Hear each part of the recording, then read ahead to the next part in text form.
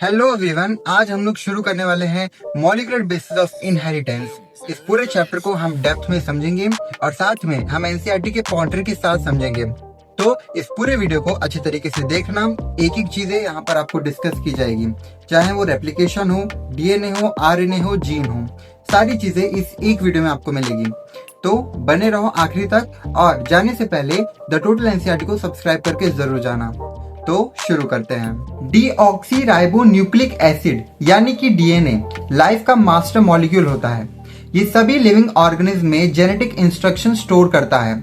1869 में फ्रेडरिच मिश्चर ने सबसे पहले डीएनए डिस्कवर किया था और जेम्स वैटसन और फ्रांसिस क्रिक ने 1953 में इसका डबल हेलिक्स मॉडल दिया था। ये सोचते हुए कितना अमेजिंग लगता है कि आपके हर सेल के न्यूक्लियस में 2 मीटर लंबा डीएनए छुपा होता है, माइक्रो साइज और फोल्डेड शेप में। चलिए कुछ और जानते हैं डीएनए के बारे में। डीएनए एक पॉलीमर होता है, न्यूक्लियोटाइड से बनता है और न्यूक्लियोटाइड के 3 कंपोनेंट्स होते हैं। सबसे पहले है नाइट्रोजियस बेस, फिर आता है शुगर यानी कि डीऑक्सी राइबोज और फॉस्फेट ग्रुप। इसमें कुछ नाइट्रोजियस बेसिस भी होते हैं जैसे कि एडेनाइन, थाइमाइन, गुआनाइन और साइटोसाइन। चार्गेस के रूल के अकॉर्डिंग ए हमेशा टी से जुड़ता है और जी हमेशा सी से जुड़ता है। डीएनए रेप्लिकेशन एक सेमी कंजर्वेटिव प्रोसेस होता है जहां एक पेरेंटल डीएनए से 2 आइडेंटिकल डॉटर डीएनए मॉलिक्यूल बनते हैं।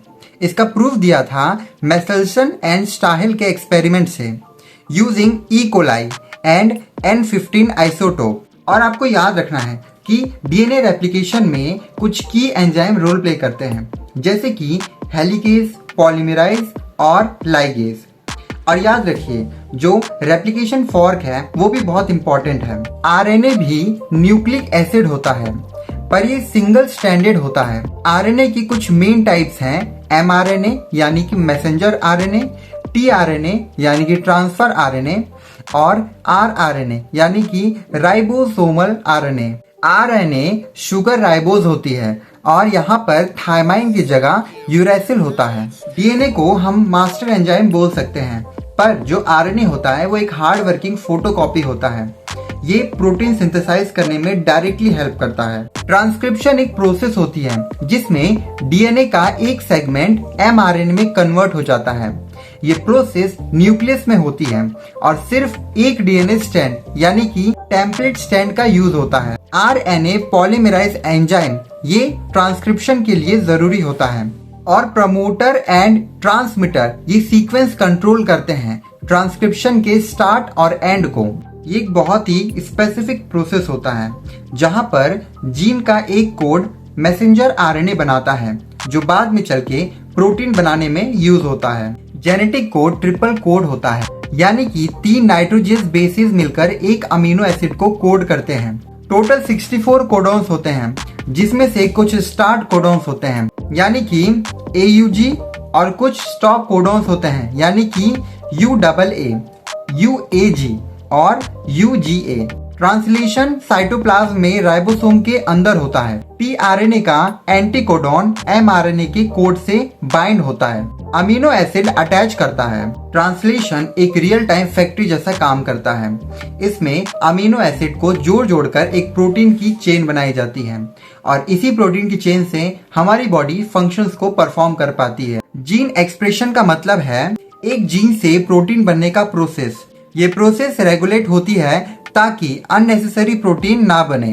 Lac operon model is a classic example in E coli. Lac operon model में कंपोनेंट होते हैं स्ट्रक्चरल जीन, ऑपरेटर, प्रमोटर और रेगुलेटर। लैक ओपेरॉन मॉडल को समझ लेना यानी कि जीन मैकेनिज्म को सिंप्लीफाई कर लेना।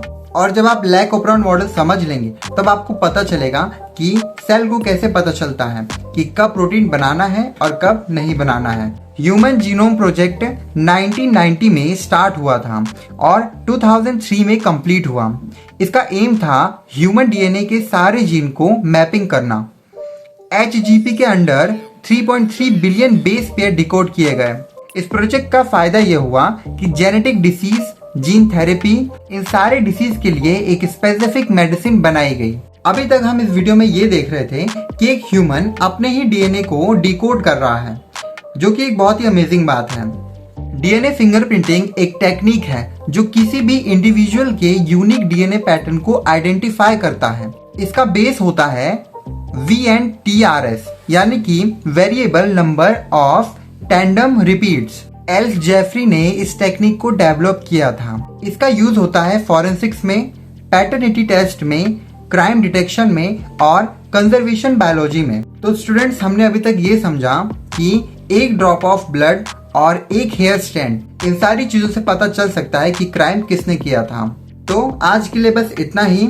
हमने इस वीडियो में समझा कि कैसे डीएनए, आरएनए और बाकी सारे जीन्स मिलकर लाइफ के कॉम्प्लेक्स कोड को कंट्रोल करते हैं। और हमने इस वीडियो में एनसीईआरटी के सारे मेन पॉइंटर को समझ लिया है। इतना काफी है आपको एक चैप्टर को समझने के लिए। और इस वीडियो में हमने सारी चीजें जो कि इम्पोर्टेंट है, सारी चीजें कवर की हैं।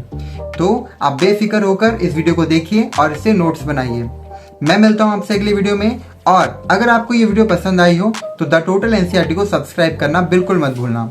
लाइक कमेंट करके जरूर बताना कि आपको ये वीडियो कैसी लगी। इसी के साथ मैं मिलता हूं आपसे अगले वीडियो में और हमारा नेक्स्ट चैप्टर होने वाला है इवोल्यूशन। तो कल का वेट कीजिए, कल आपको इवोल्यूशन की वीडियो मिलेगी।